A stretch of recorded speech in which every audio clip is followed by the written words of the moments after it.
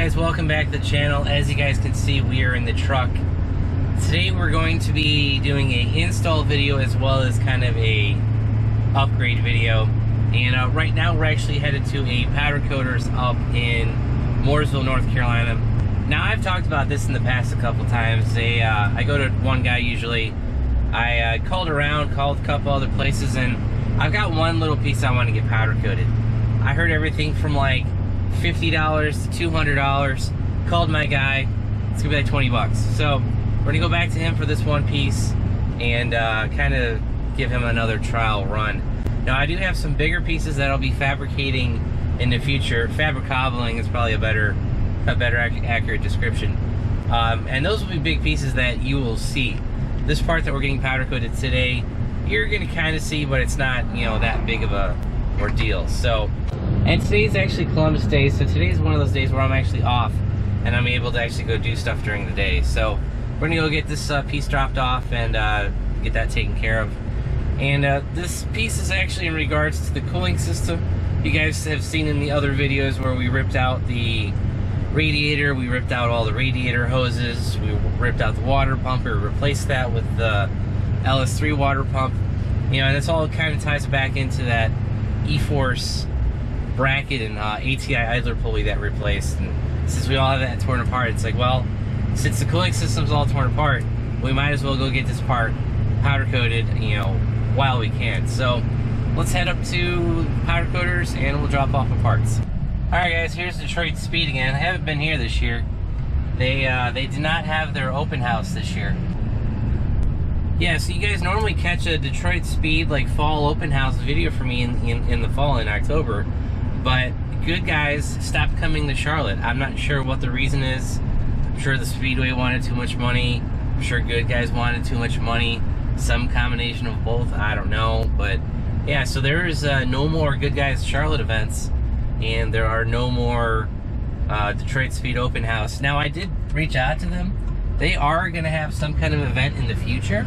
I just don't know when and where, and because I always like going to that event to just see all kinds of different cars. And I mean, I know 90% of the crowd that goes to that is here for the Good Guys show, but I think they could still attract a crowd with an open house. It might be smaller, but you know, they'd still attract people to come check out their shop, check out their builds and whatnot. So, but yeah, so no, unfortunately, no open house this year, and yeah. But so we got the parts dropped off. It'll be 2 or 3 days is what the guy said. So hopefully by Friday we can pick up the parts that we're getting powder coated, and we will show you the parts and the powder coat then. All right, guys, it's been a couple days, and my powder coater actually called me back on Wednesday. I dropped the tanks off on Tuesday, so he managed to get the tank done within 2 days, which is pretty crazy. So anyway, we're back home. I picked up the tank, and let's show you what we did. So what we have here is a Moroso C6 Corvette coolant reservoir tank that we had powder coated in a low gloss black. Now you guys might be wondering, well, why did you go ahead and buy one of these? Well, I actually have had this for over a year. So I bought this when I bought the power steering reservoir, the Mustang coolant tank for the supercharger. I actually went ahead and bought one of these as well. I just have not had a reason to tear apart the factory coolant system, you know, ever since then. So I've actually had it sitting kind of in the corner for the last year. And, you know, I really didn't go buy this because I needed it. Now, I've actually had much older cars where the tanks have actually split, you know, on the coolant reservoir.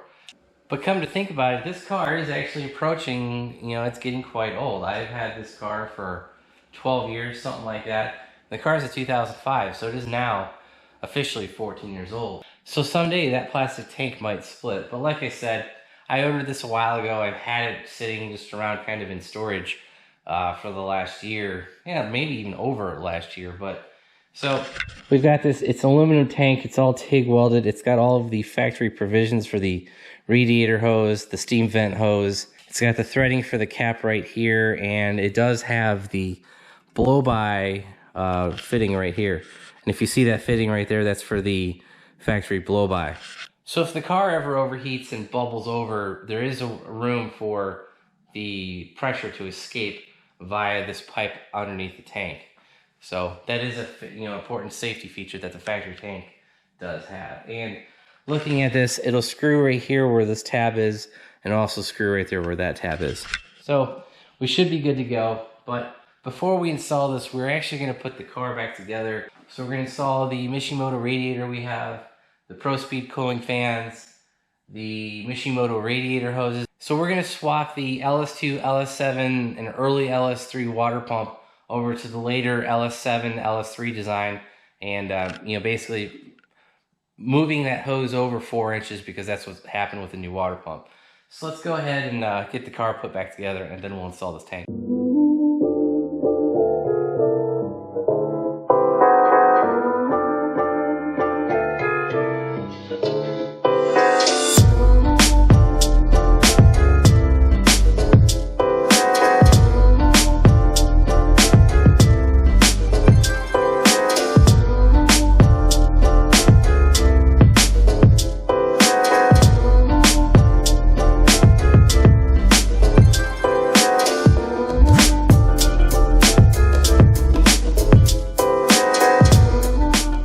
Alright guys, we got the radiator back in the car. Now we haven't hooked up any of the hoses or anything, the coolers, transmission cooler, oil cooler, anything like that. We have just done the radiator back in the car, the front mount heat exchanger, and the little radiator heat exchanger for the air conditioning system. Those are all back in place as well. Now we just need to get all the hoses in. And guys, as we left off, the the radiator was like almost completely perpendicular, like sideways, and I just had to get everything kind of, you know, around everything. The supercharger's in the way, the power steering pump's in the way, the ABS pump's in the way.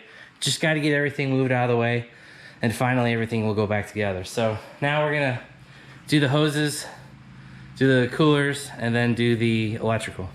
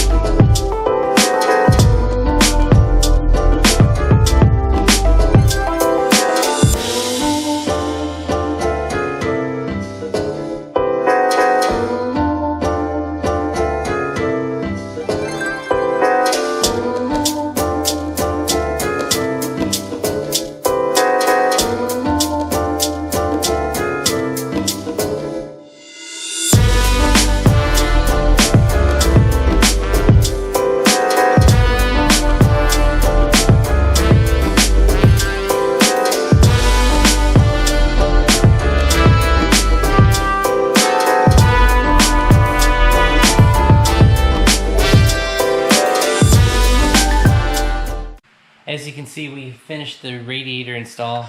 The cooling package is no longer sitting over here on the floor, and what we ended up doing was putting the radiator back in, put all the coolant hoses back in. We hooked up the transmission coolers on the passenger side, the oil coolers on the driver's side, and we managed to get the Moroso tank installed. Now, I must say, guys, this looks way better than stock. And actually, I'll say this, I even think we got a little bit more room between the radiator and the stock tank that was sitting here, because this is kind of, it's got kind of a cavity going inward back toward the driver's side fender. And so I actually think that fits even just a little bit better. So, but yeah, so everything fit okay. I didn't really have any issues. Now, the only issue that I've run into is actually the radiator cap. This right here. It will not tighten down at all. Like, I got it to tighten down once, but it almost like started to strip, so I backed it off, and this radiator cap does not fit. Now, unfortunately, I do not know what year they designed this radiator surge tank or expansion tank, whatever you want to call it. I don't know what year they designed it off of. The reason I say that is because I was looking up GM part numbers, It's one GM partner from 2005 to 2010. Then 2011 and 2013 is a separate part number. Now my car is an 05, so the 05 does not fit. It also could be that my radiator cap is damaged. I just don't know. So what I ended up doing was actually ended up ordering the radiator cap for a 2010 to 2013 Corvette. That should be here in a few days. Alright guys, I actually may have mentioned that I was going to wait until a follow-up video to film the radiator cap, but actually as I was editing it, the radiator cap actually came in, so the GM strike really did not impact this part number, me getting this delivered. Thought it was, because when I ordered it, Amazon didn't even have a ETA on it, but it just randomly showed up at the house and I didn't have a tracking number on it. So, here is the 2011, or actually 2010 to 2013 C6 radiator cap. Here's the GM part number. It's 208-38623. And this is the radiator cap that you're going to need for this tank. As you guys can see, it does unscrew. It's a little tight, but I think that's the way it's supposed to be. It pops out and then go back on.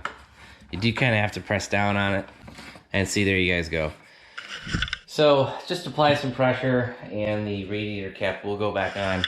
And as you guys can see, it's fully tightened down. So we're good there. And there you go. That is the radiator cap. I really like the way this tank cleaned up the engine bay. It's not much, but it does make an actual very big difference. Now it is dirty. It's got some grease and oil on it, but it's not that big of a deal. But it makes everything kind of look more race car, more professional. I don't know if you know what I mean. I don't know if it just makes it look more fabricated, more professional. I don't know. I think it just looks really, really sharp. So we've got the Moroso coolant tank. We have the Moroso power steering tank.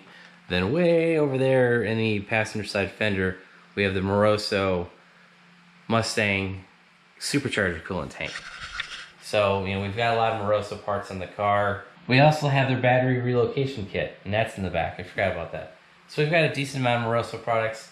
No, we're not sponsored. I wish we were. That'd be kind of cool. But if you guys do end up going down the road of picking up these tanks, they all can be powder coated and they all turn out really, really good. So that's gonna be it for today's video. I hope you guys enjoyed the upgrades with the Moroso tank. Also putting the rest of the system back together, the LS3 water pump, all that stuff.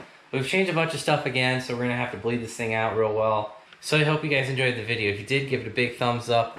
If you haven't already subscribed, please do. If you want to know when I upload new content, hit that bell notification button down below. And if you guys want to help support the channel, make sure you go to BonecrrusherSS.com.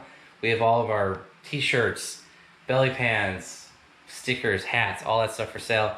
And all that helps support the channel, projects, and all the stuff. So thanks guys. Have a great one.